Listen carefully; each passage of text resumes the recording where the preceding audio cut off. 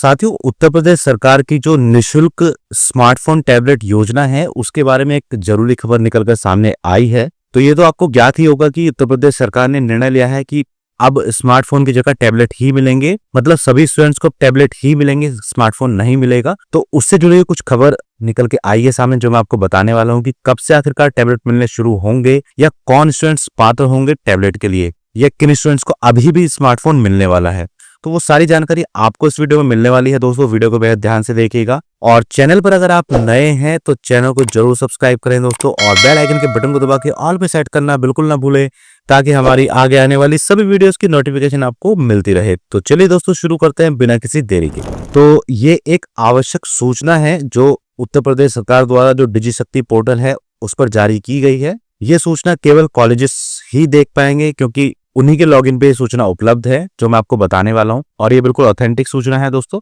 तो हुआ यूं है कि दोस्तों, औद्योगिक विकास अनुभाग उत्तर प्रदेश शासन के शासनादेश 25/7/2025 के अनुपालन में अब सभी लाभार्थी टैबलेट प्राप्त करने हेतु पात्र हैं। जी हाँ दोस्तों, पहले जो यूजी वाले स्टूडेंट्स थे उनको स्मार्टफोन मिला करता था, और पीजी वाले स्टूडेंट्स या जो मेडिकल वाले स्टूडेंट्स हैं, अदर डिप्लोमा वाले स्टूडेंट्स हैं, उनको टैबलेट मिला करता था। लेकिन अब सभी स्टूडेंट्स को टैबलेट मिलेगा, चाहे यूजी का हो चाहे वो पीजी का हो। स्मार्टफोन किसी को नहीं मिलेगा। लेकिन अभी भी कुछ ऐसे स्टूडेंट्स हैं जिनको स्मार्टफोन मिलेगा। वो किन को मिलेगा वो आप जान लीजिए दोस्तों ध्यान से। तो सरकार ने लिखा है कि उक्त के क्रम में दिनांक 22/8/2025 को पूर्वाह्न से इस पोर्टल पर लागू की जाने वाली नई व्यवस्था निम्नवत होगी। तो जो टैबलेट वाली व्यवस्था है वो 22 अगस्त 2025 से लागू हो जाएगी। किस तरीके से सारी चीजें रहेंगी वो समझिएगा दोस्तों आगे। सबसे पहले है संस्थान स्तरीय लॉगिन, यानी कि जो कॉलेजेस हैं उनको जो लॉगिन मिला हुआ है उस पर क्या व्यवस्था है। उस पर व्यवस्था यह है कि दिनांक 22 अगस्त 2025 से नई व्यवस्था लागू होने के बाद संस्थान द्वारा जो शॉर्टलिस्ट किए जाएंगे लाभार्थी यानी कि स्टूडेंट्स, वो ऑटोमेटिकली टैबलेट वितरण के लिए पात्र होंगे। जी दोस्तों, अगर आपका डेटा 22 अगस्त 2025 या उसके बाद में शॉर्टलिस्ट किया जाता है कॉलेजेस की तरफ से, तो ऑटोमेटिकली आप टैबलेट के लिए पात्र होंगे, यानी कि आपको टैबलेट मिलेगा। वही जनपद स्तरीय लॉगिन पर कुछ अलग व्यवस्था है थोड़ी सी,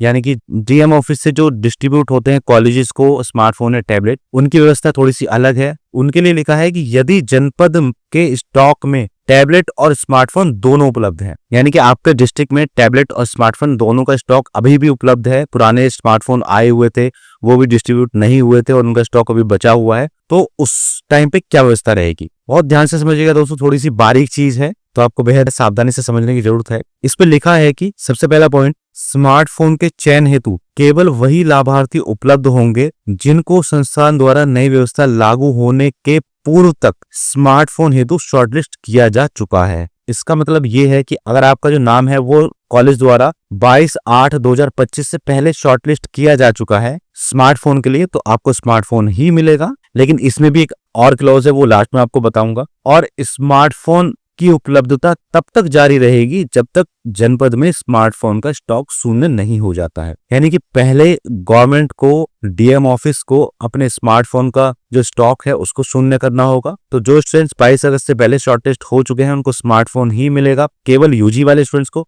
बाकी जिनको टैबलेट मिलता है तो उनको टैबलेट ही मिलता रहेगा। केवल जिनको स्मार्टफोन के लिए शॉर्टलिस्ट किया गया था उनको स्मार्टफोन मिलेगा, और वो यूजी वाले स्टूडेंट्स होते हैं। बीए बीएससी बीकॉम हुआ, बीएड हुआ, बीबीए बीसीए हुआ, इस तरह के जितने भी अंडर ग्रेजुएट कोर्सेस है। लेकिन स्मार्टफोन तभी तक मिलेगा अगर स्टॉक में अवेलेबल है गवर्नमेंट के। टैबलेट के चयन हेतु संस्थानों द्वारा शॉर्टलिस्ट किए गए सभी लाभार्थी उपलब्ध होंगे, जिनमें वह लाभार्थी भी शामिल होंगे जो नई व्यवस्था लागू होने से पूर्व तक संस्थान द्वारा स्मार्टफोन के लिए शॉर्टलिस्ट किए गए हैं। अगर आप स्मार्टफोन के लिए भी शॉर्टलिस्ट हुए हैं लेकिन स्मार्टफोन का स्टॉक डिस्ट्रिक्ट ऑफिस में उपलब्ध नहीं है, तो ऑटोमेटिकली आपको टैबलेट मिलेगा। इसमें एक नोट लिखा हुआ है, यदि कोई लाभार्थी स्मार्टफोन एवं टैबलेट दोनों के चयन के लिए उपलब्ध है तो जनपद द्वारा यह सुनिश्चित किया जाएगा कि उस लाभार्थी को पूर्व में निर्धारित व्यवस्था के अनुसार प्राथमिकता पर स्मार्टफोन हेतु ही चयन किया जाए, ताकि जनपद में उपलब्ध स्मार्टफोन का स्टॉक शून्य हो सके। तो अगर कोई स्टूडेंट टैबलेट स्मार्टफोन दोनों के लिए उपलब्ध है उसका नाम, लेकिन जो डिस्ट्रिक्ट ऑफिस है वहां पर स्मार्टफोन का स्टॉक अभी बचा हुआ है, तो जो डिस्ट्रिक्ट ऑफिस है उसको पहले वो स्मार्टफोन का स्टॉक खत्म करना है, उसके लिए वो सबसे पहले स्मार्टफोन को वितरित कराएंगे स्टूडेंट्स के लिए। तो अभी आपकी किस्मत के ऊपर है कि आपका नाम किस तरीके से आता है, आपके डिस्ट्रिक्ट ऑफिस में स्मार्टफोन अवेलेबल है या नहीं है। अगर है तो उसमें आपका नाम आ पाता है या नहीं आ पाता है,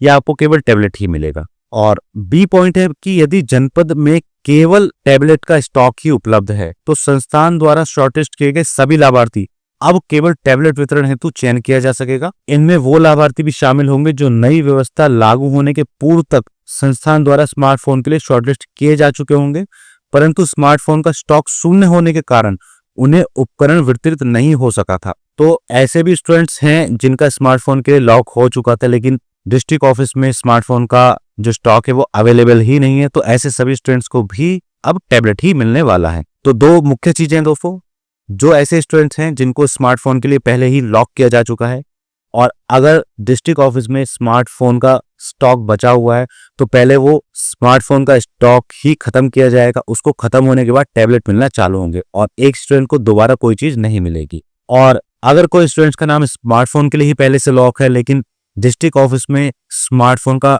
स्टॉक ही खत्म है, केवल टैबलेट का स्टॉक है, तो उसको ऑलरेडी टैबलेट ही मिलेगा। तो ये दो आवश्यक चीजें थी दोस्तों आपके स्मार्टफोन या टैबलेट मिलने के संबंध में जो मैंने आपको बताई हैं। लेकिन दोस्तों इस योजना का लाभ लेने के लिए स्टूडेंट का डेटा कॉलेज के द्वारा डिजिशक्ति पोर्टल पर अपलोड किया जाएगा। उसके अपलोड होने के बाद स्टूडेंट को अपना आधार वेरीफाई करना होगा। आधार कैसे वेरीफाई करना है वो सारी प्रोसेस मैंने एक वीडियो में बताई हुई है, उसका लिंक वीडियो के डिस्क्रिप्शन में दिया हुआ है। तो उस वीडियो के माध्यम से आप आसानी से अपना आधार वेरीफाई कर सकते हैं, और आधार वेरिफिकेशन के बाद ही स्टूडेंट स्मार्टफोन या टैबलेट के लिए एलिजिबल होगा।